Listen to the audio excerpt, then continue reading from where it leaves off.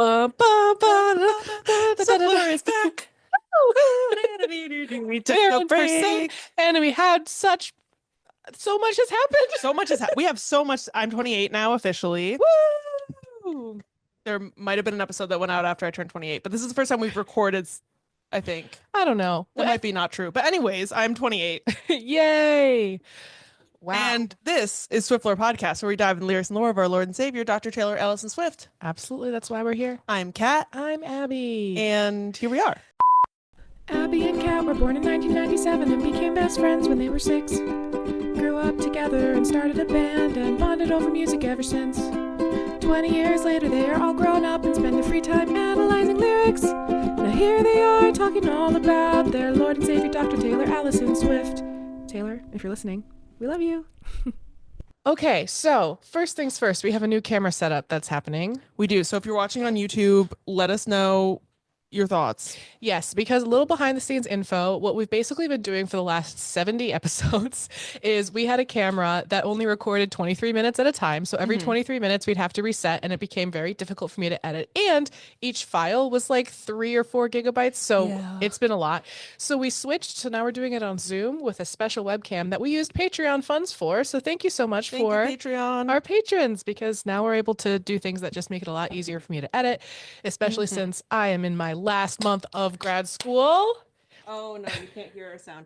We can't. The only downside of Zoom is we can't do our fun sound effects. But pretend like I'll just clap. Yeah. Abby. Abby. Last month of grad school. So that's another reason why we took a break last week is I just realized I was looking at myself in the wrong spot. Sorry. I haven't been making eye contact. It's fine. Prolonged eye contact. We didn't have a video last week, but we did end up putting the script for the first episode of our sitcom, Yes Homo No Romo, on our Patreon. Yes. And honestly, I was rereading it when I posted it and I was like, oh, this is funny. I forgot. Like, I knew we were funny, but I kind of forgot a little bit that we were funny. Right. So that was really cool to have up there. And thank you again to our patrons for allowing all this to happen. And for all our other listeners for letting us have that break. We have stories for days. Oh my God. Okay. So we have not recorded since our iconic New York weekend. No, we have not. You guys, it was the best weekend ever. It was so good. It was so fucking good. I can't even. It was healing. It was cathartic. It was memorable. It was all the things. It was all the things. It was girly pop. It was so girly pop. Like Friday night, it was so fun. We got to Brianne and David's place and Bailey came in from the city and she happened to get there. Like we timed it perfectly of like her getting to the train station, David picking her up. Yeah. Hit like right as we were getting to their place. So like we had a little like sushi hangout Friday night. We did. So I took notes. I took notes for the front matter. Incredible. Also, I have a new sickly green phone case. It's brat green. Okay. Well, I didn't have a brat summer. I know, but now you're going to have a brat summer. Okay. You're bratting it up. I am bratting it up. I also lost my pop socket in the mix, which is sad. I know. I mean, like I have it. I just have to figure out how to unstick it or perhaps buy a new one. You can I think you can just buy like a new backing and just pop the top part off. I've heard. I've done it before. We'll see. We'll get there. But yeah, so I have this new sickly green phone case that I don't like. It's temporary. Bumping that. I took a bunch of notes about our weekend because the majority. I love that you're like, yes, we had such a fun weekend. Here is my minutes recapping the weekend. I wanted to make sure I didn't forget anything. No, that's valid. I journaled like 10 pages about the weekend so that I could write every single thing that happened. So I get it. It was eventful, and that's why we call this the super soup. What do we call this episode? Super. It's a super episode. It's a super episode. I'm covering Superstar. And I'm covering Superman. Right. And the reason why we chose these songs is because someone commented on one of our podcast episodes suggesting this episode for like a super-sode or whatever, which seemed to make sense because this was a super weekend that we were celebrating. We also have no time limit because we're doing this over with our new equipment. So it could be as long as we want. We're probably going to yap, but we're going to yap. But like, honestly, these songs, we don't have too much to say about them. Like I mean, Superstar isn't even written by Taylor. Superman, I don't have many notes. Do you know what's crazy is I researched Superstar, didn't note that it wasn't written by her. So that's how much effort I put into my notes this week. That's where we're at, effort level wise. So here's the other things that we've been dedicating our time to. Me getting dumped and also I've been putting a lot of effort into that. Uh-huh. And let me just say, I am succeeding. And also, there's this influencer, Brand Flakes, that I'm obsessed with, and he's doing this like brand trip giveaway thing where he's choosing 3 of his followers to go to Philly for a weekend and have like basically like a little mini influencer brand trip, but like sponsored by him. So I entered, and Abby would be my +1 because obviously Abby would be my +1. I mean, it's Abby. So that's also, I took a lot of time to do the entry video. Does it have 25 likes right now? Yes, it's fine, because you know what? I hope that you will look at all the videos in the entry because there's only a couple hundred. It's fine. We're brandifesting. We're brandifesting. You're bradifesting. Am I? I guess. I don't know. We're gonna have a brat summer, I think. Still have to listen to it. That's why you haven't listened to it yet, so that this summer can be brat summer. Yeah, that's true. So what I've been doing is working on my capstone, my thesis for my master's program. I think that's pretty much what I've been focused on for the last week, Fair. right? And then I also went to celebrate my brother James. James' brother. His birthday was on April Fool's, naturally, of course. So Look into my eyes, maybe whisper, James.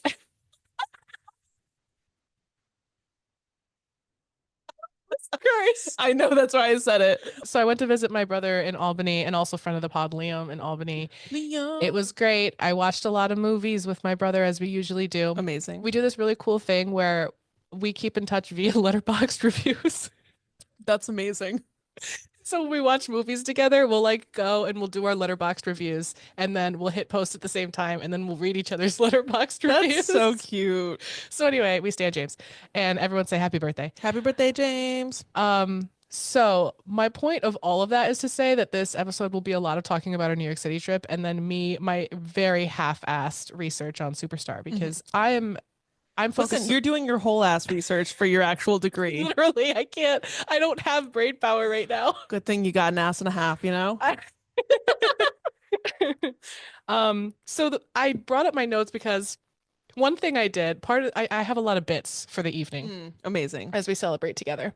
So the first night where we got to Long Island, we were with Brienne, Bailey, and David, who we love. We stand.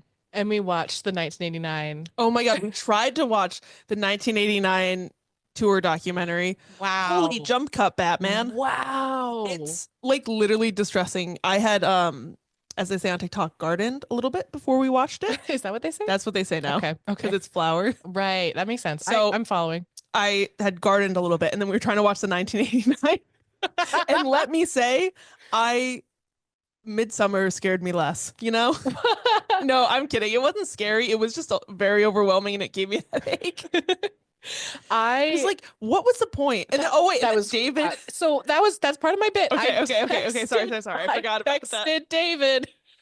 You have David's number? Well, now I do. Fair. First, I texted Brienne. I said, Brienne, can I have your husband-to-be's phone number so I can ask him about the stats that he collected about the 1989 movie or whatever it was? And then he sent me a spreadsheet. So because that's what David was doing while we were watching the 1989 World Tour movie. It was alarming to even me, who generally, when I watch things, I can just vibe and not notice these things. And I was like, it is jump cutting so much, I can't focus. And like, I think an important piece of context is that this was made to be like an Apple Music exclusive in like 2015, 2016. Yeah. When like Apple TV wasn't a thing yet. People weren't really like, it was made to be watched on your phone in like short increments, I think. But like, they really did not think about the scale of that whatsoever. No, it was really, it was a lot. And there was one quote of the night that got brought up later in the weekend, where basically there had been a bunch of jump cuts, and then there was just a still shot on Taylor when she was interviewed about something in between songs. And I was like, it feels like stepping off the treadmill. and I stand by that. No, you're so right. That's exactly what it felt like. So I'm glad you took notes, because it's not that I forgot this stuff. It's just that why did I drop that? Anyways. I don't know. So a couple stats that David sent me. The total amount of jump cuts in the 1989 movie, 4,797. That's fucking insane.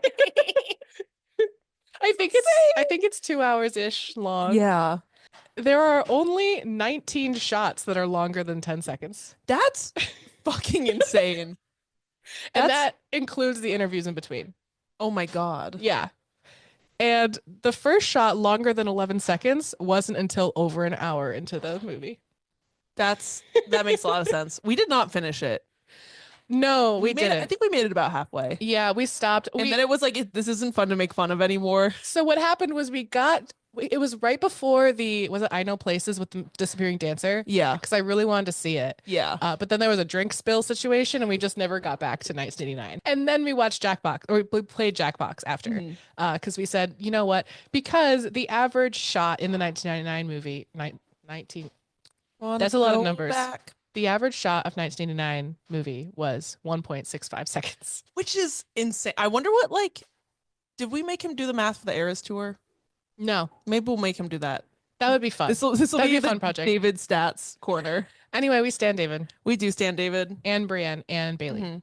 We stand everyone in that. Also, David is Brienne's fiance that I went to see them get engaged like a year ago. I don't know if people remember. We're just talking about people that we know. Well, they're friends of the pod. They are friends of the pod. I know we talk about them. We do talk about Brienne and Bailey a lot. And also they're friends from Cats College. They are, and but not from the same friend group. Right. And it's fun because like I officially feel like we're like now I'm integrated into the group.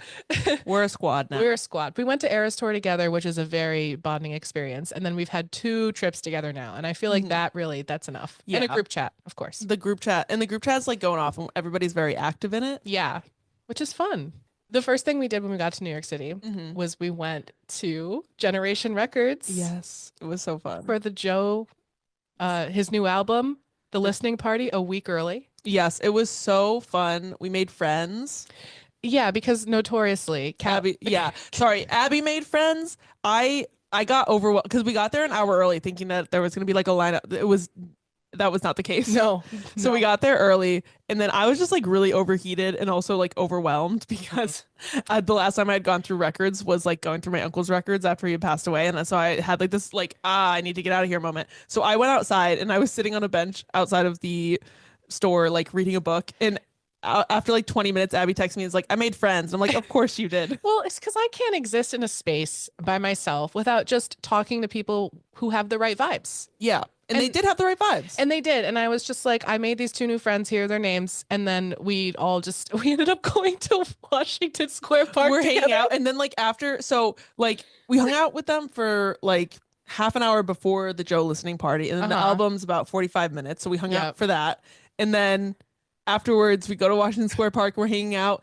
And then we find out that the 2 of them are on a first date. We also made a 5th friend. So it wasn't. Yeah, it was 5 of us. Like. It wasn't like, okay, so that was the other thing is I was like, are they on a first date or are they buddies? I can't tell. Turns out it was in fact a first date. I thought they were just friends, but. Well, what a first date story. What a first date is you got to meet Swiftlore Podcast. Look at. They were nice. They were nice. And also like the album was so fucking good. Yes. And then all of us were like I was like taking notes during it and stuff. Me too. So, yeah, I feel like all of us were, and we were like talking about the influences and stuff, which I'm sure that in your notes is we're gonna talk about the Crux. Yeah. Well, so just lightly because spoiler alert, you guys all know for my birthday episode, yes, we're covering this album. Yeah, obviously. And we got to listen to it a week early. As I said, I loved it immediately. I immediately said that changed my life. And then it came out and I've been listening to it nonstop. I've listened to actually nothing else besides the Crux for a full week. Me neither. It's really, really good. It's really good. I really like that it's different from Decide. I feel like he was able to use more like instruments this time as opposed to just synths and like electronic stuff. I feel like it's probably because he had a bigger budget would be my assumption. After End of Beginning blew up, he probably had a little leverage to not have to spend like his own money on studio time and stuff.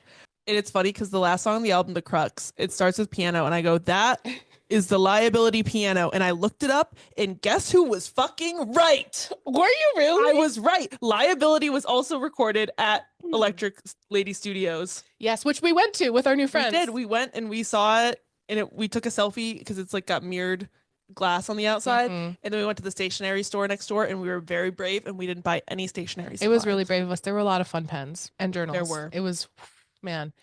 But yeah, so that was just really cool. The album's really good. We'll obviously get into depth in that in June. See you guys there. But I made a playlist and I put it on our Oh, it's so Instagram good. story, but it goes through the album and it's each song on the album. And then between each song is the songs that remind me of that song.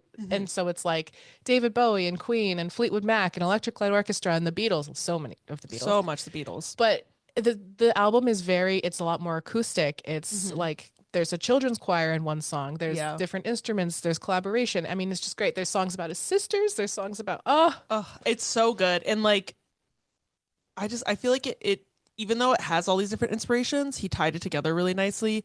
And also, like, my last thing I'll say that I'm probably going to elaborate on in June is I feel like this is, like, I know that Decide wasn't his first album, but it feels like that is the A Fever You Can't Sweat Out, and this is, like, Pretty Odd by, like, Panic at the Disco. Except I don't think that he'll go downhill. Like, the good thing is it's just one guy, so he can't leave the band. That's true. That's true. Yeah, so that was life-changing. And I'm like, wow, this weekend is already off to a great start. Because before you picked me up, before we drove to Long Island, you said I had a good omen. I got into the car. Yes, and End of Beginning was on the radio, not on my phone. It was on the radio station that I happened to be already on when I turned on the radio. And it was the line, "Just trust me, you'll be fine." Yep. In End of Beginning, which like, oh, okay, so we're going to have the best weekend ever. And then we did. And then we did. So because after, we then went to, well, we got dinner with Brianne and David right by where we were going to see Stranger Things First Shadow. And it happened that our host went to University of Rochester, which is like, what the fuck are the odds? Right. That like, he's like, oh, you guys visit? I was like, yeah, we're from Rochester. He's like, no way. Like, I went to U of R. I'm like, what? Like, teeny tiny world. And we got these really expensive drinks. They're great. And then we went to see Stranger Things First Shadow, the like Stranger Things prequel play on Broadway. Holy fuck, you guys. It was the second day of previews too. Yeah. So like, and honestly, there was only one time where I saw a like visible mechanical error, and it was just like a screen didn't come down all the way to the floor during a scene transition, but it was like 6 inches off the floor, like that. And the amount of special effects and stuff. Oh my, like I was like scared. Yeah, I was really scared. Like, I was scared. And they did a really cool thing. Like the stage production design and everything, like they have to be up for some Tonys. It was really, really good. And so as someone who loves the show, sitting in that seat, it's been 3 years since season 4 came out. So I don't know, like some of the magic from the show, the feelings and excitement that I have having watched it, I haven't experienced in years. And then the first scene happened and I immediately was like, oh my gosh, this is exactly how I feel when a new season comes out. Yeah. And it like we were in it. Like the first scene is like set on a boat and like they had the fucking boat on the stage, and like it was so cool because they also had actors at the beginning of the first and second act. They had actors like come out in the audience with like props, and it was so cool. Yeah, and we were in literally the back row. Yeah, but in the middle. We were so dead center back row, which was actually I think the best seats. Yeah, because we could see every single effect, and they were so cool. It was like literally, it was like watching the show. It felt exactly like that, except it was so much more immersive and 3D. I mean, it's right there. Like the people are all there. You have this amazing experience of being around all these other people who love the show just as much. It was amazing. I truly, I cried, like tears were in my eyes. Yeah, it was very intense. And like another thing that was great was that they have a very strict no phone policy. Like they said, like if you have phones, it can mess with the effects. So like you cannot have your phone out. Like there can be no light. So, and everybody respected that, which was very nice. I feel like it's not as big of a thing at Broadway shows as it is like movie theaters or something, but there's still going to be assholes. Sure. Yeah. Especially with something like this where people want to see. And I'm so grateful we got to see. It was second day of previews. So they were like, we added some scenes today that we didn't have yesterday. Yeah. So we don't know what the added scenes were, but all of the ones they had in there were great. The Duffer Brothers had been there the night before. That's okay. I don't want to see them. Well, so our friends at Skull Rock Broadcast, our friends Megan and Stacy, who have a podcast about Stranger Things and talk a lot about Joe and stuff. They were in New York City at the same time and also saw the show, and they saw it the first day and they got to say hi to the Duffers, which was really cool. That is cool. So yeah, just if you get the chance to go and you like Stranger Things, I highly recommend. I hadn't seen a Broadway show in 20 years. I was blown away by the special effects. I still don't know how they did some of those things. I wonder, because my cousin's roommate was like some sort of a producer on Cursed Child, but like not in a way where like he's rich. It's more in a he helps secure fund. Anyways, so he was a producer on that, and like the special effects for Cursed Child are like locked up super tight, like NDA out the ass. Like nobody knows how it works, and like unless you are actually working on the show. And I wonder if Stranger Things is going to be like that too, because some of the stuff they were doing, like, but also some of it, I feel like it probably isn't that intricate. They just use things in a really interesting way. Definitely, yeah. But it was great, and I jumped out of my seat a few times. I mean, I was scared. Yeah. Oh my God. When I won't say what made me like. But like I literally was like clutching Abby's arm and being like, "Oh my God, oh my God, oh my God, holy shit!" Yeah, it was so cool, and I couldn't say it loudly because there was like a 12-year-old boy sitting next to me, and I'm like, I'm sure he's heard these swear words before, but still, I mean, there were swear words in the show. That's true. It was great. We got to hear Joyce say the F word. It was awesome. We did. So little baby Joyce, theater kid Joyce. So yeah, definitely go to it if you can. That was Stranger Things, and then after that, we went to karaoke. Oh, it was so fun. We got a room in K-Town. It was so weird. It was like in a building, and we had to take like a rickety elevator up to the third floor. And then it was just like the narrowest hallway, and there were so many people crammed in there. I don't know if they were waiting for rooms or what, but anyways, we had it reserved for 2 hours. So we were chilling. We got Prosecco at one point because there was like a drink spend minimum, and like it came in with like a fire thing on it, like sparkler, and none of us knew the sparkler was coming. And like it was so fun. It was, and it was all of us in the room. So it was Liam, Cassie, me, Brienne, Kat, Bailey, David. And Bailey at one point was just like, "I have half of a banh mi tofu sandwich." And I was like, "That's amazing. I'm so hungry right now." Out of her purse. It was so fun. So it was so fun. And then after that, we're staying with Bailey Saturday night. Yeah. So after karaoke, we were like, we got to get back to Bailey's because that's where we're sleeping. And I just decided I needed pizza like now. It was a good choice. Like I needed it now. And we found this random place. I think it was called Roses, which is fun because my middle name is Crux. Roses or Rosies. Something like that. It was right across from like Penn Station. Yeah. Not Moynihan. So, right. Right. So then we go in, we get all of this pizza. I'm so excited. And I sang crusty crab pizza as I held the box, I think too many times, but I couldn't stop. It was just it was funny because I was joining in. Because the thing is, sometimes you were starting it and sometimes I was starting it. Yeah. Sometimes Bailey was starting it. So it was a group effort. It was like a pizza box. I was like crusty crab pizza because we're in the subway. So we were in the subway. We were sitting on a bench. 2:30 in the morning. It's 2:30 in the morning. We're sitting on a bench at the subway, and then we see the train pull up a track away from us. And I look at the sign. And I go, "Bailey, the train doesn't come to this track at night." And she goes, "I'm getting us an Uber." So then we went up and we were waiting for the Uber, and like, so I took a Polaroid of Abby and Bailey because we were like in this little like courtyard area. Yeah. There's these cute little like fairy lights, and I was like, "Oh, you guys are my friends. You're so cute. I'm gonna take a little Polaroid." I'm just holding up the pizza like crusty crab. Like I was so unserious.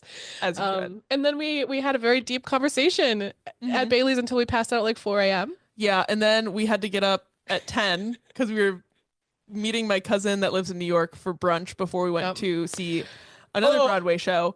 I was so tired. I was up for, I mean, we were both up for like 20 full hours straight on Saturday, and then we got like 6 hours of sleep. Yep. And then got up, got ready. Yeah. We were so tired, but we had this really nice brunch, and then we saw John Proctor as the villain. Oh my God. I'm staring over there because I went online. I ordered that mug. It says a lot on one side and John Proctor is the villain on the other. Oh. And I also got a notebook that says I contain frickin' multitudes. Yay! Okay, so now, this is my new hyperfixation. We could talk about this for 3 hours. We did. We talked about this for like 2 hours right after we saw the show. Yeah. And then on the drive home on Monday, we like kept talking about it. Solid like 2 to 3 hours of the drive was just talking about this fucking play because it's so good. Everyone, if you have the chance to see this, you got it. You have to. I think it's on Broadway till July 6th. I think. Actually, I might go see it again because I'm going to be in New York to see Halsey with Brienne. Oh, fun! If I could, I would. But you're invited if you want to come. It depends on a couple of factors, but I would see the show again. It was so meaningful. It was so good. It was amazing. I mean, it's your hyperfixation now. It's my hyperfixation now. I bought the script, and I also bought, so like the concept of John Proctor as the villain is it's set in 2018 in a rural high school in Georgia, in Appalachian, Georgia. I think so, yeah.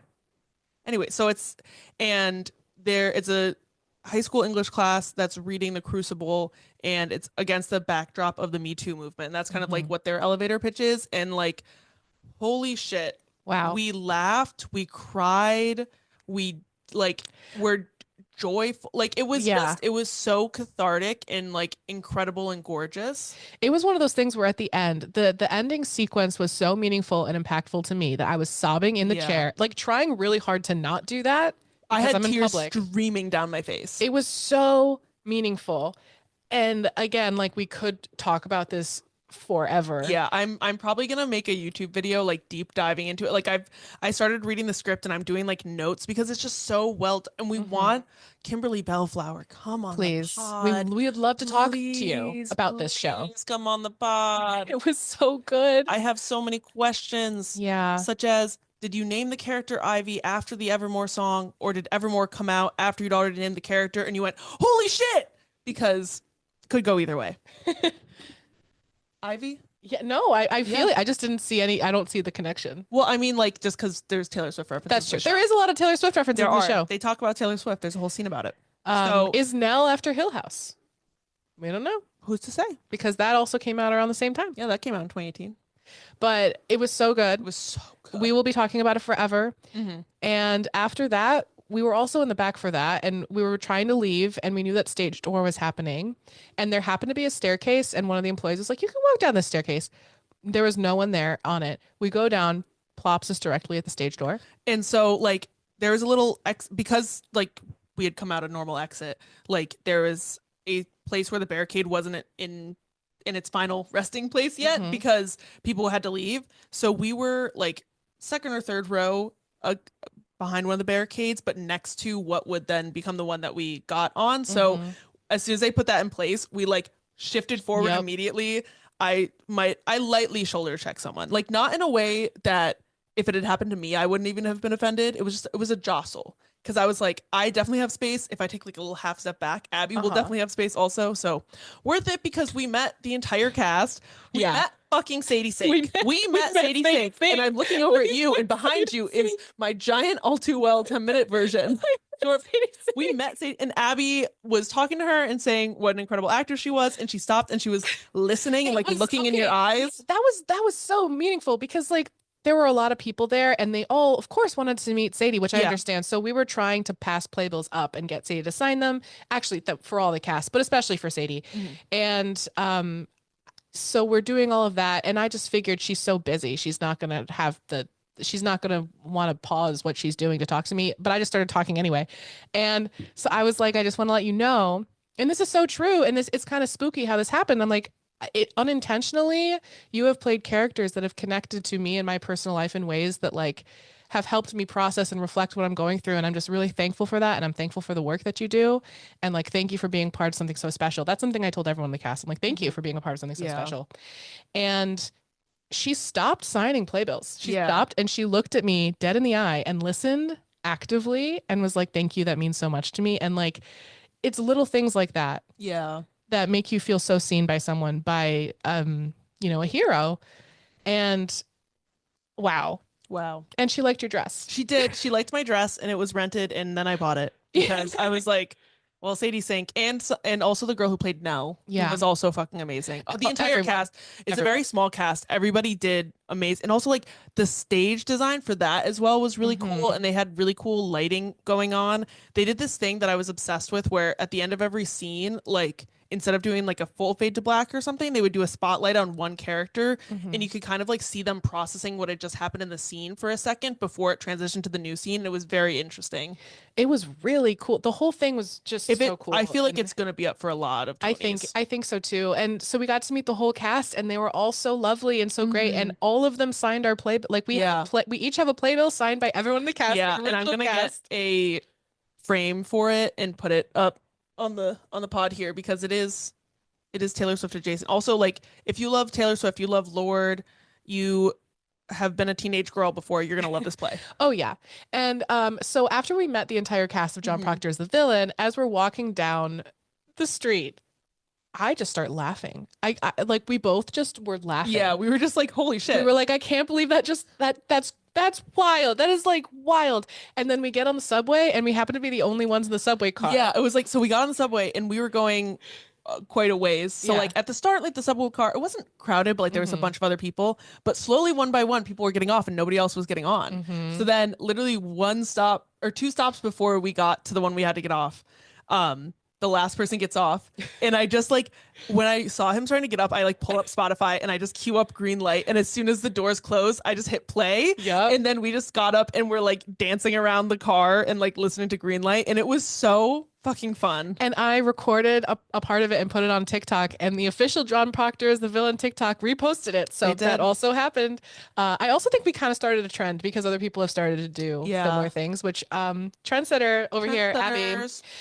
But it was so cool and so cathartic, as I keep saying. Oh, it was amazing. It was big. I love that we're like 45 minutes into recording, I feel like. Yes, we definitely are, but I told you guys. We're yapping. This is how the Yapathon. The Yapathon for real. Super for real. yap. We also saw John Proctor as the villain on a Sunday matinee, which is very the one core. So there you go. Sunday matinee. Invisible String. Greatest films of all time were never made because they're plays. It was literally just the best trip ever. It was so healing. So yeah. And that's on New York City.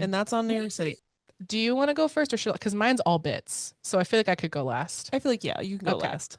So shimmer, shimmer, shimmer, shimmer, shimmer, shimmer, shimmer, shimmer. It's time for Superman.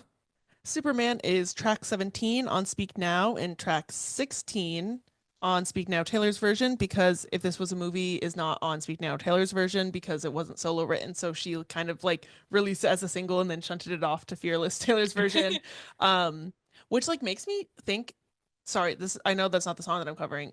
We've already covered it, but like that means it probably doesn't exist anywhere on vinyl. Oh, yeah, probably. Just interesting. Superman, like every other song on Speak Now, solo written by Taylor, and it was produced by Taylor and Nathan Chapman for the stolen version, and Taylor and Christopher Rowe for the Taylor's version. And the hidden message for the song is "Today I am saved." A lot of people don't like this song, and I get it. And this song has only been performed live twice. Oh. Once was as a surprise song on the Speak Now World Tour on September 24th, 2011 in Kansas City, Missouri. And the other time was on the Eras Tour on February 8th, 2024 in Tokyo, Japan. Very cool. In terms of personal connections, I just feel kind of mid about the song. Like, I'm probably not going to skip it if I'm listening to all of Speak Now, but like, I don't seek it out. And that's all the front matter that I have for this. Like, I really don't have, it's not like she talks about it a lot. Clearly, it's like she's only performed it twice. Yeah. And just overall, what this song is about to me is about the idea of putting your partner on a pedestal and doing that because the other option is just admitting that they don't really like you that much. We'll dive right in. Verse 1, tall, dark, and Superman. And of course, tall, dark, and handsome is the classic way to describe a brunette white guy.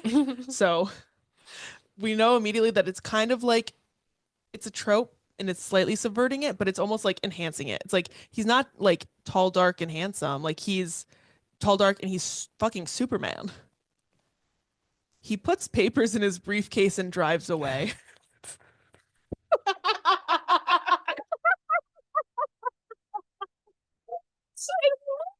I know. Tall, dark, and Superman. He puts papers in his briefcase and drives away. Is that what she thinks heroes do? No, this not is what heroes wear capes. 1819. Put papers in their briefcases. When your parents were stockbrokers. Me and like, honestly though, this is what I thought going to an office was when I was like 18, 19. I was like, you guys just have briefcases and you put your papers in them and you bring them in with you. Like when I had a briefcase and I just put a paper where I wrote facts about Robert Pattinson on them. You know what? Fair enough.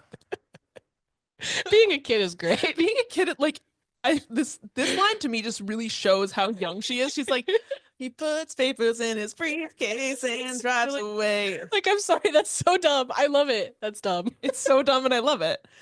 To save the world or go to work, it's the same thing to me. Because like, she loves him so much that him leaving for any reason hurts her, even if it's like a good reason or like capitalism, you know?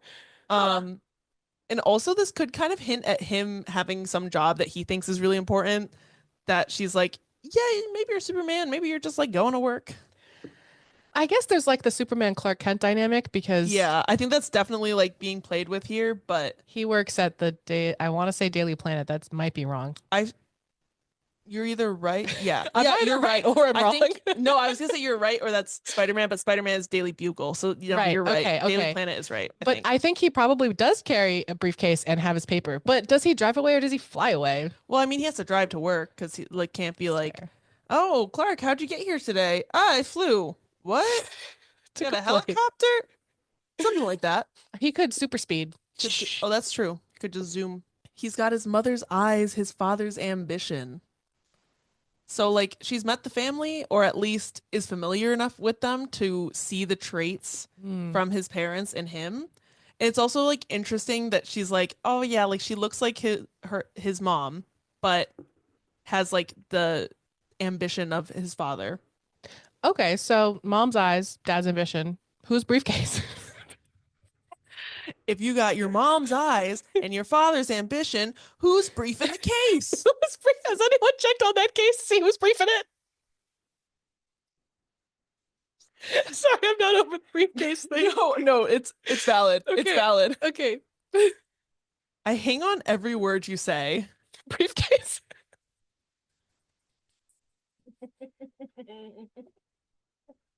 This is the episode where Abby's just so annoying. Listen, I had to slate this out. So I hang on every word you say. People speculate and think that the song is about the same person that Dear John and Ours is about. And I feel like this line kind of feeds into that unbalanced relationship, toxic dynamic, because she's idolizing him so much and he's just like, okay, that's cool that you're here, I guess. Like he tolerates her. Right. And you smile and say, how are you? And I'll say, just fine. Like the fact that she's having all of these big feelings this whole song, and then he literally is asking her how she's doing, and she's not being honest about it. It's like, is it because she's like nervous to say it, or is he doing something that's making her feel like she can't tell him that she misses him? Yeah. Because like, it's kind of that idea of if you don't tell somebody that you miss them and they like are leaving and doing whatever, then it's like, well, they could be unaware of how they're hurting me, but if you're honest about it, then they're doing whatever to like hurt you, knowing that it hurts you. Yeah, I think when you're younger, it's a lot harder. I mean, it at any age, it can be hard to just say how you're really feeling because Yeah. it's vulnerable. So I think that's where she's coming from with this. It's not even necessarily the fault of the businessman. That's true. with But his also like briefcase. the way that like, and you smile and say, how are you? Like he's fine. Yeah, that's true. She's like angsting away because I always forget to tell you I love you. I love you forever. How does one forget that? She's like, oh my gosh, forgot. Tell him again next time. Love you forever. And like, I love that she's like, I always forget to tell you that I love you forever. And it's like, you don't forget. Like, Right. you're thinking it, and you're thinking, I'm not gonna say it though. Yeah. And I just think that it's interesting that she's just like trying to frame it as like, teehee, I love you, but like, I'm very cool. Like, she's just trying to be a cool girl. Right. And now the chorus. I watched Superman fly away. Where does car go? Where is his briefcase? Is he flying with it or did he leave it in his car? But if he flies with a briefcase, do the papers fall out? Where is he paying for parking?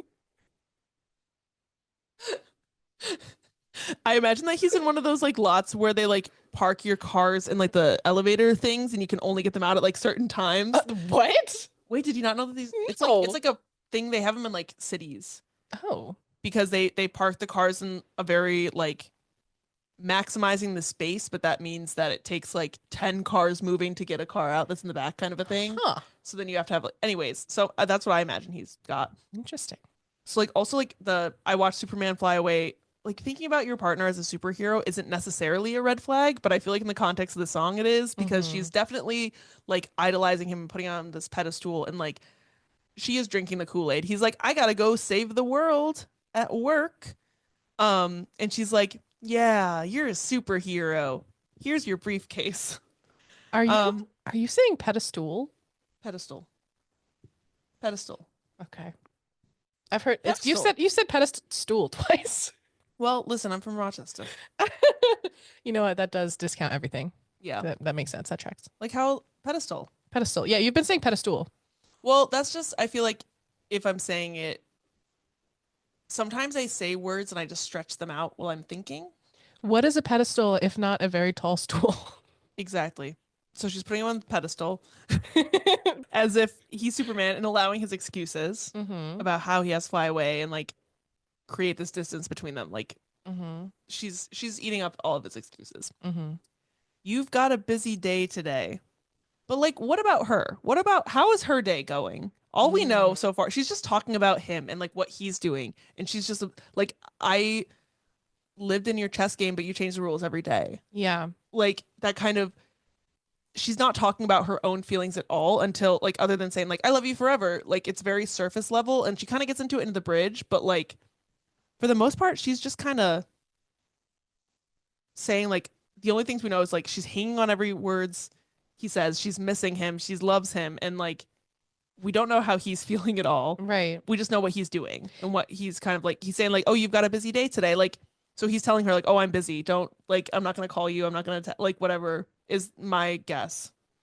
I feel like there's been a huge shift in her music from her early music to current, where she used to be just very focused on how much she loved this other person and everything she loved about that person. And now I think a lot more of her is shining through in her music. Yeah. Her thoughts, her feelings, her worth. And that's something that comes with time, that comes with growing up. But yeah, that's interesting. But I think that's why it's so surface level. Yeah. Like she's watching him leave with stars in her eyes. And that's kind of like the whole song. Right. Because she's young. Yeah. Go save the world. I'll be around. Like she cast herself as like not even the damsel in distress, just like the cool girl, the chill girlfriend who like doesn't care if you're going out and doesn't care if what you're doing hurts her. Or she doesn't care to tell you because she knows that if she did, then she would be told that she's overreacting or being dramatic or blah, blah, blah, blah, blah. And then she says again, I watched Superman fly away. Come back. I'll be with you someday. Like, it's interesting how she's just like, yeah, I'll just wait. It's fine. I'm fine waiting. It's like, are you? It's giving down bad. It's giving down bad. I'll be right here on the ground. She loves him, but she also is seeing him as above her, like obviously the pedestal thing, but also like literally he's flying up and away. Like he's worlds above her. He's like an otherworldly being and she's just there. Like he's saving other people's days at the expense of her own day being ruined. Yeah. And it's like, does he know that he's doing that? Or is he just so inconsiderate that he's not seeing that his girlfriend misses him? But also, I don't think that she's fully acknowledging the fact that him saving the day for other people means that it's happening like at the expense of her day being ruined. Yeah. Like this is just stuff that I'm inferring based on like if I was in this situation, here's how I would feel. But like I feel like she's just in her denial era. Maybe. I don't know. I think that she's just young and she's not speaking up. Well, yeah, and I think that that's why like she knows kind of that like this isn't right fully, but like she wants it to work. So she's just like, it's fine. Everything's fine. Yeah, I'm gonna write this whole song about how great it is every time my boyfriend leaves. Oh. Ow. So I'll be right here on the ground when you come back down. And it's when and not if, which, you know, she knows that he can't like keep up this larger than life persona, this superhero persona all the time. So she knows that eventually he'll have to come back down to earth and be with her. Verse 2, tall, dark, and beautiful instead of Superman. She has a song, Stay Beautiful, off of Debut. That's just her talking about how like this guy she has a crush on. And it's just like, stay beautiful. Like you're wonderful, every little piece. And I wonder if she had kind of like that same similar feeling of like beautiful, whatever. But like that little innocent crush feeling. I don't know. Just something I thought about. So tall, dark, and beautiful. He's complicated. He's irrational. And she sings it. She's like, he's complicated. He's irrational. And it's like, girl, those are red flags. Those are not, do not romanticize that. Like, Yeah. you gotta go. Do you know you have 30 minutes? But I hope someday you'll take me away and save the day. Yeah. It's like she wants to be the one who's getting saved. But she's not going to say that. We've established she's not going to express her real thoughts and emotions at any point. because she's nervous about it. Right. And like, this is what she actually wants, and she's just kind of like slipping it very subtly in the middle of the second verse. Like, what she wants is not for him to stay on the ground with her, but for him to pick her up and take her to these new heights that he's going to. Like, she doesn't want to bring him down. She wants to go up with him, which I think is interesting because she's like, doesn't want to be put down. She wants to be raised up. Something in his deep brown eyes has me saying, just because someone has pretty brown eyes doesn't mean that they're a good person or a partner. And I'm not speaking from experience. He's not all bad like his reputation. Also, so like, she's so young in the song. Yeah. And like, she's like, well, people say bad things about me and they aren't true. So like, maybe the bad things that they're saying about him are also untrue. But like, sometimes people have a reputation for something because they're like that. That's a really interesting point. Is she wants to give people the benefit of the doubt because she wants people to give her the benefit of the doubt. Exactly. And I can't hear one single word they say. But like, if you just dismiss all criticism as like, oh, it can't be valid because I don't think like it's all bad, then you're missing out on the fact that there could be like actual real criticism as well. That's like, oh, maybe like the earned reputation. And you'll leave, got places to be, and I'll be okay. Like, him being like, oh yeah, places to be, like, it's not even specific. It's like putting papers in the briefcase. Like, it's very general and like very, like, it's very surface level because she doesn't actually know what he's doing because he's just like, oh, I just got to go to work. And she's like, oh, cool. What are you doing? He's just like, work. There's a Places character. to be. There's a character in BoJack Horseman named Victor Adult Man. Vincent. Sorry, BoJack fans. Vincent Adult Man. And he's 3 kids in a trench coat. Amazing. And the top kid is always like, I gotta do business. They're like, what business do you do, Vincent? He's like, I got the like, he would have the papers in the briefcase, you know? He would have the papers in the briefcase. Is he Superman? Is this song about Vincent Adult Man. Adult Man? Of course. That's what he says his name is. Love He's that. an adult and he does business. You know, me. And then she ends the second verse similar to the first one. I always forget to tell you I love you. I've loved you from the very first day. Did you? Maybe she did. Maybe she did. Sounds I on don't know. brand. Sounds on brand, but also very 18-year-old. Have you ever look at a briefcase and just go, whoa, Whoa, I bet he does business. I'm in it now. What are on those papers? Are they facts about Robert Businessman. Pattinson? If they are, then I would fall in love. Yeah. For sure. The bridge. And I watch you fly around the girl. Go girl.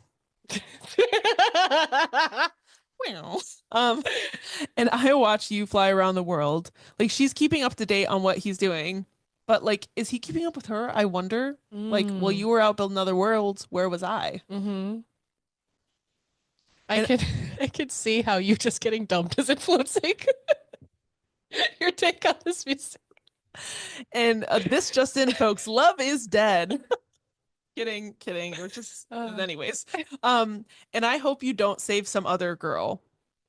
So it's like kind of implying that at some point he saved her in some way. And now she's realizing that maybe she wasn't that special. Like, maybe this is just what he does. Like, he just saves girls and it means so much to her. And maybe it didn't mean as much to him because he does this all the time. Don't forget about me. Yes, a normal, healthy relationship where you're begging your partner not to forget that you exist. Right. I'm far away, but I never let you go. I'm love struck and looking through the window. She's in love, so distance doesn't really matter to her, but we don't really know, again, how he's reacting to any of this. Don't forget where I'll be. He's all around. He's flying around the world. He's doing everything, and she just wants him to remember that she's there waiting for him. So don't forget where I'll be. Right here, wishing the flowers were from you. Like, wishing that your partner would do something nice for you because they wouldn't do it on their own sucks. That's not even from my recent breakup. That's a separate breakup. Anyways, so wishing the flowers were from you, wishing the card was from you, wishing the call was from you. Like, it makes me wonder if these lines are her talking about him not doing any of these things, or if it's like, and she's wishing just in general that he would, or if she's getting like flowers and cards and calls and she's wishing that it was him doing these things. It's making me think of the moment I knew Oh, of how she's at the party and she just wants him to walk in, him to call, him to do anything. that's true. And he doesn't. And he doesn't. And then the chorus happens again, and then there's an outro with some la la la's, and then it just ends with when you come back down. And she's just like resigned herself to waiting. And my discussion question is, did you ever date someone that you put on a pedestal? You were at that time, right? I did. I don't know why I say it like that, but I'm right, actually. That's actually the right way to say it now. Okay. So, did you ever date someone that you put on a pedestal? And if so, how did that go? Probably. I can think of one person that I dated, and anytime I think back on it, I'm just like, damn, I did not know that person at all.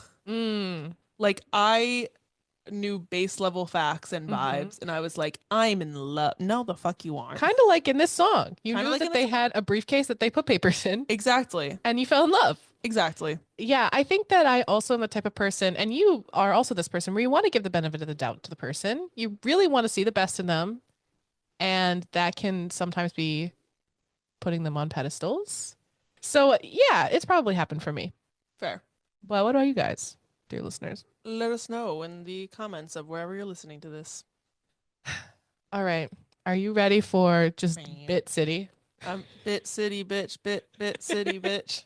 Is that a song on Brat? No, it's Rack City, bitch. Oh, like it could be. If you could sing anything, and I'm just gonna say, is that from Brat? Because I don't know. Could be. 365 party girl bumping that. I really, it is giving Brat. I must say, if you look, it's very it Brat. is It's giving Brat. It's really funny because, Or it's yeah. like a very small green screen background. If anyone wants to put something in my hand and edit it in, Wow. you can. Yeah, when I saw it in Five Below, because my last case just broke, so I had to just get something quick and cheap, and it did not look this bright green when I purchased it. And anyway, The 5 Below fluorescent scotcha. I thought it was more of a pale color, but it really is like out there. It's Brat green. It's Brat green. All right, so my song time, right? Superstar. Superstar, shimmer, shimmer, shimmer, a shimmer, shimmer, shimmy. Shimmy, shimmy, yeah. Okay, Superstar, which I didn't write down. It's not written by Taylor? No. Okay, I didn't write that down. I don't know. I didn't even look. There was not much information about this song. It's because Taylor didn't write it. Yeah, It so was- she covered it for Scott Borchetta because it's at the time it was like his favorite song. oh, Yeah. are you seriously? Yeah.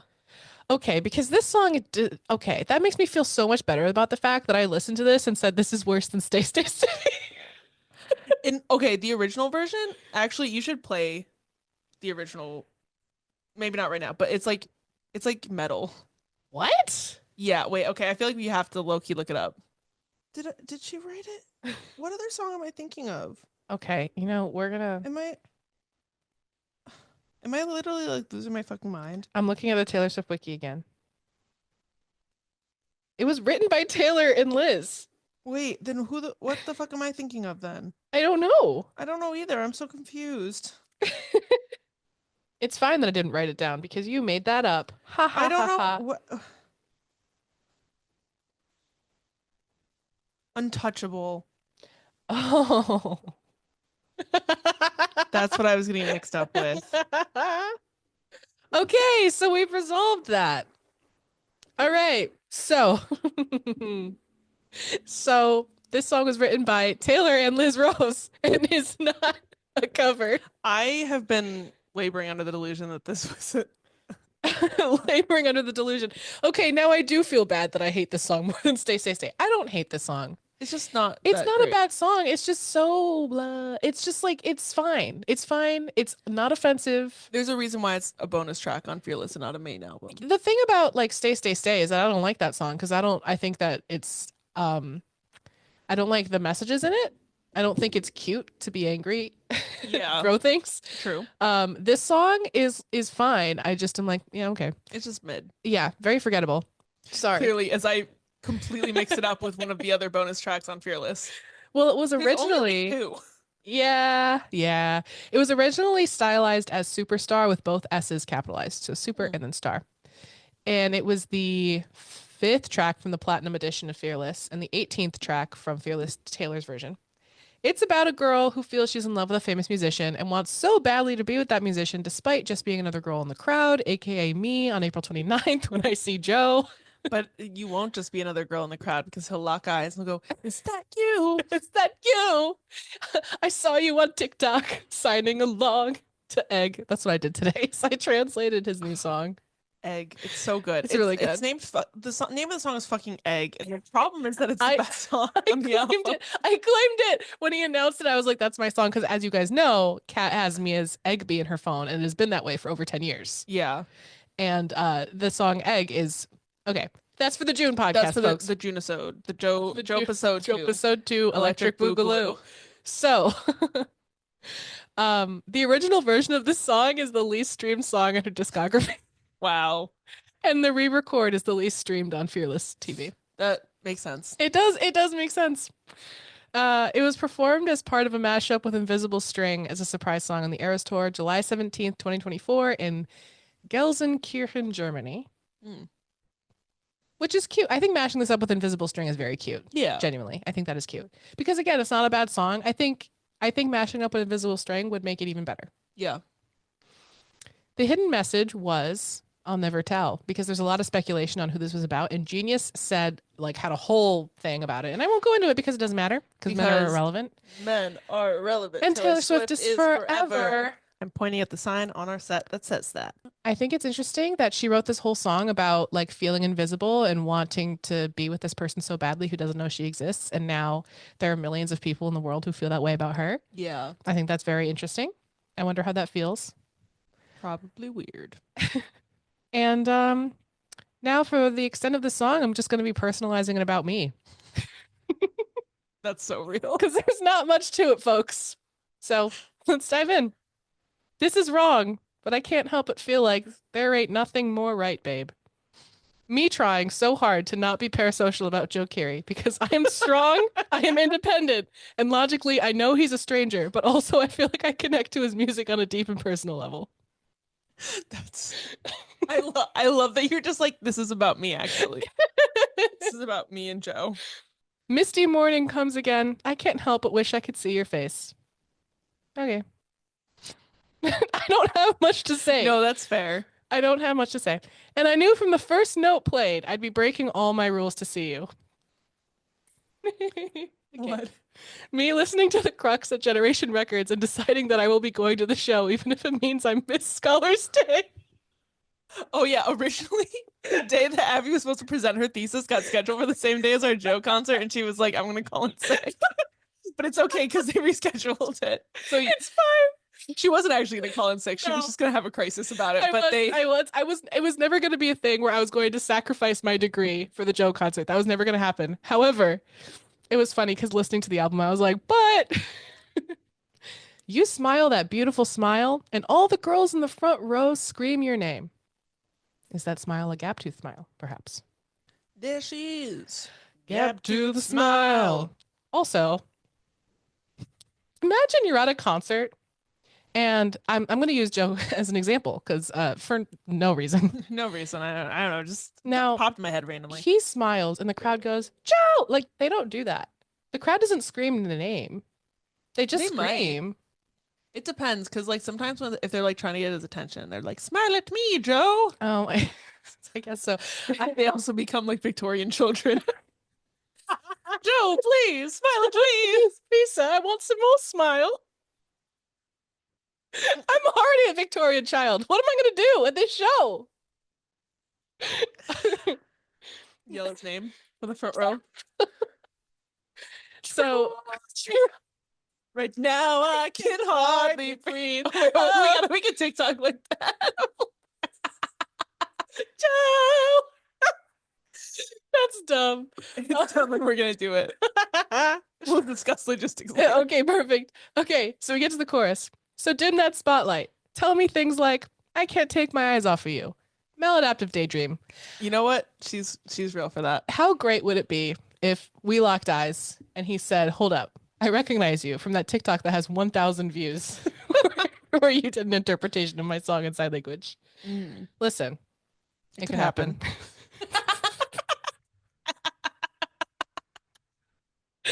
I love Zero us. chance. We're just like feeding each other solutions, and I think that's really what you need out of a friendship. Sometimes you have to have a friend that feeds into the delusion. We got a yes and sometimes you have to have them set things straight.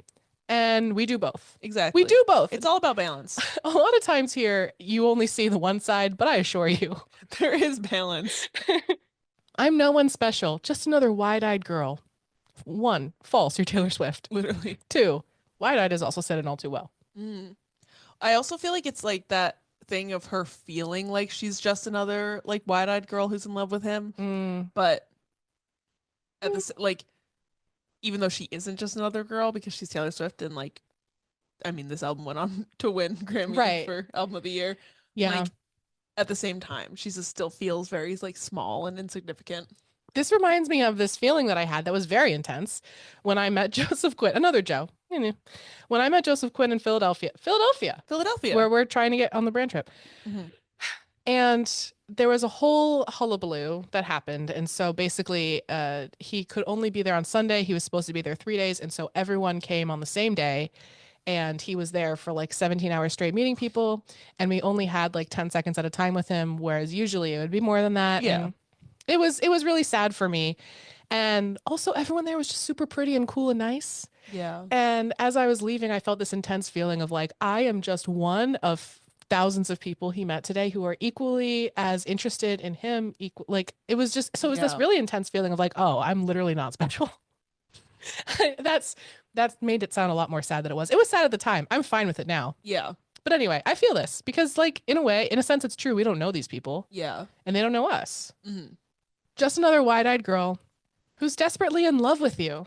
Give me a photograph to hang on my wall, superstar. Being desperately in love with a celebrity when you're a teenager is a rite of passage. Yeah. That's just how it be. You know, it's a good developmental thing at this point because it's like it's an easy way to develop how you conceptualize like love and relationships in a safe way where you're not like actually dating toxic people. Yeah, definitely. And I'm not a teenager anymore, but I will be putting up the Polaroid we got from the Crux listening party on my wall. What of it? Who cares? Mine's above my desk already. It's fine. It's fine. Verse 2. Morning loneliness comes around when I'm not dreaming of you.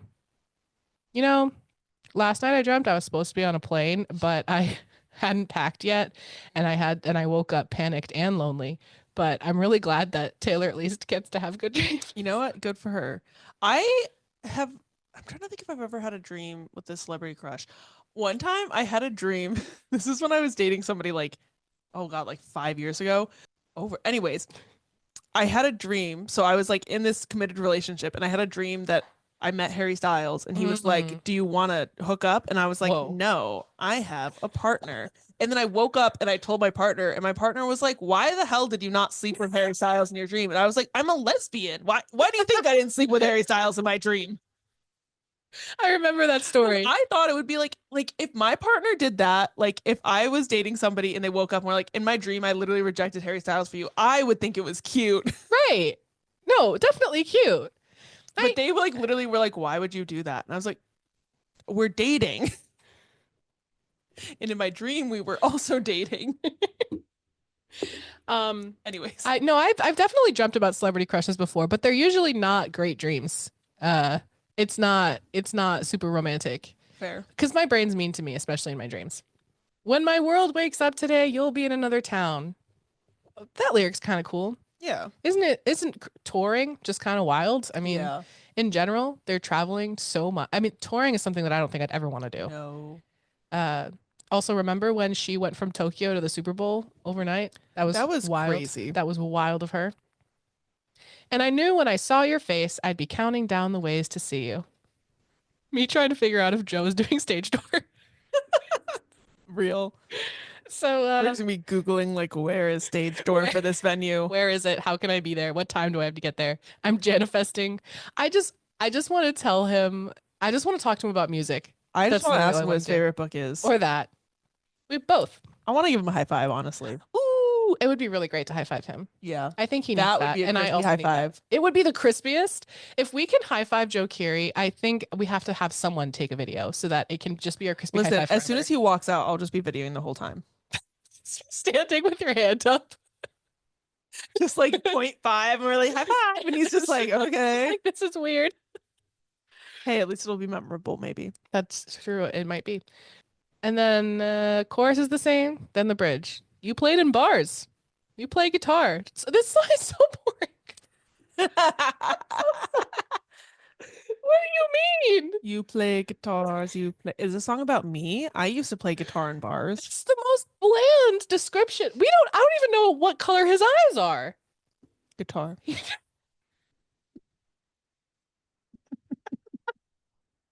Does he even have a briefcase, bro? These are the real questions. Taylor, we demand answers.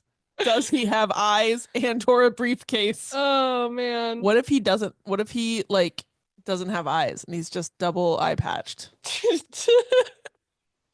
What then? Maybe that's why she didn't mention it, Abby. Did you think about that? How are they locking eyes then? It's a metaphor. She's daydreaming. That's true. She'll have eyes and look at her. This hypothetical is getting a little out of hand. Just a little. Fully my fault. Well, we've been recording for a while. See, this is why our new setup is has pros and cons. Pros and cons. And I'm invisible, and everyone knows who you are. Kind of what I was saying earlier about just that concept of like it's just wild that everyone knows who this person is, and no one knows who I am. But I do feel, hold on, because I like this note. It's actually the only deep note I have. It's cool to see celebrities even talk about having these feelings too, because it proves that this feeling of being invisible has nothing to do with it being factual. Yeah. It's a feeling that you have regardless of the circumstances. And so like you can feel invisible despite being seen, and you can feel lonely despite being surrounded by people. And I just really like it when artists do things like that. Like on the song Egg, Joe says that he wants to be anyone else. Maya Hawke is a song like that too. I talk about it all the time because I'm just like, but you guys are beautiful and talented and successful. What do you mean you want to be someone else? So interesting. And you'll never see you sing me to sleep every night from the radio. Yeah. Yeah. She listens to the radio. That's it. That's all. I was gonna tell the story about the radio show that haunts me every morning. I talked about it on our apple pie live stream, but when I turn on my car and I don't have my phone connected yet, it just plays this one radio station, and every single time it's the most unhinged behavior from the hosts. And I won't get into it now because we're already running so long, but ask me about it. My discussion question: who are you a little parasocial about right now?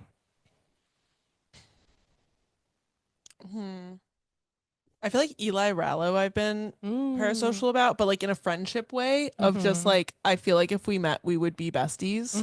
And I just feel like it would be so fun to get a drink with her and like hang out. Yeah. I feel like I don't have any like parasocial romantic things going on for me right now.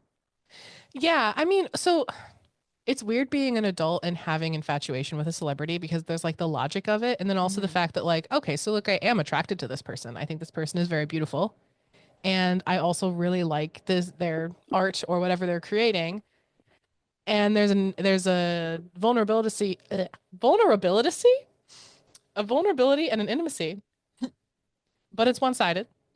It's all very confusing and strange. Yeah. Do we know what we're doing next week? I don't know if we do. Yeah, I don't know what I'm doing tomorrow. Actually, I know what you're I'm doing right now. I know what you're doing tomorrow. This is not. Oh, right. I have a book signing tomorrow. Signing your book. I'm signing my books In at Barnes and public. Noble. It'll be cool, I hope. It'll be very cool. Fingers crossed. I'm really happy for you. And things are changing. I'm really glad that we got to have that trip together, and It was so fun. more And trips to come. hopefully we'll go to Philly too. We'll Yeah. see. And then we're going to see Orla, and we're going to see Joe. Jorla time.